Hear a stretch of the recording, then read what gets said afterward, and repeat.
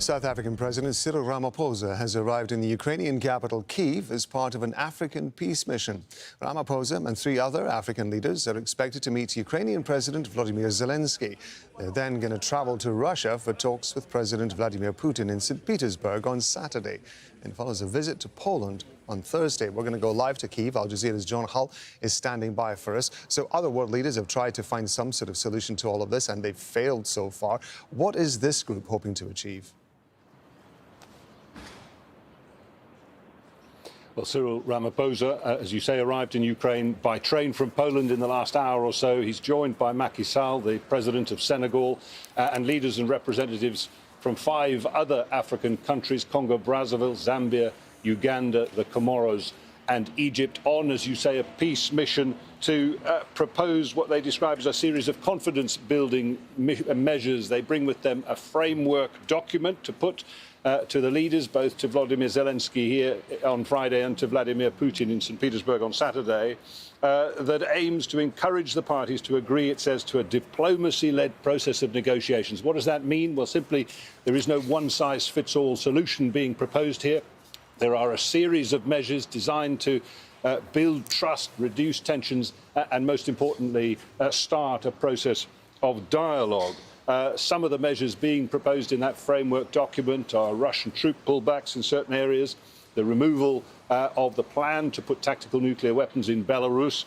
They want to see potentially the suspension of the implementation of that ICC warrant against Vladimir Putin, and they're looking at sanctions relief, and that's, of course, particularly important to these African countries. It means things like unhindered Ukrainian grain exports, unhindered Russian fertilizer exports, both crucial to African economies in particular for generating the food they need to eliminate the threat of global food insecurity. Jonah, they're only spending a day in Kyiv, and then on Saturday, as we mentioned, they're going to meet, they're travelling to Moscow, presumably to meet Vladimir Putin. Sorry, St Petersburg, I beg your pardon, to meet Vladimir Putin. So they're only spending a day there. Ukraine is in the middle of a counter-offensive at the moment. How open do we think that Ukraine might be to all of these efforts?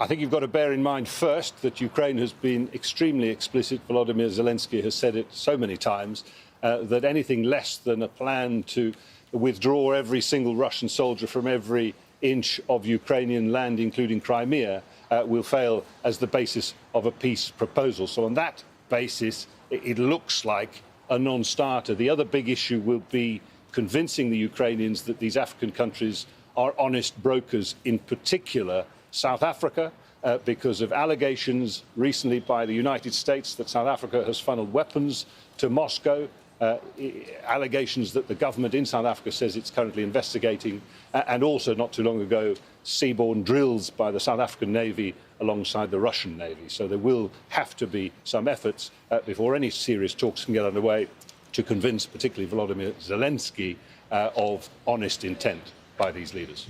Jonah, thank you very much indeed. That's Jonah talking to us from Kyiv.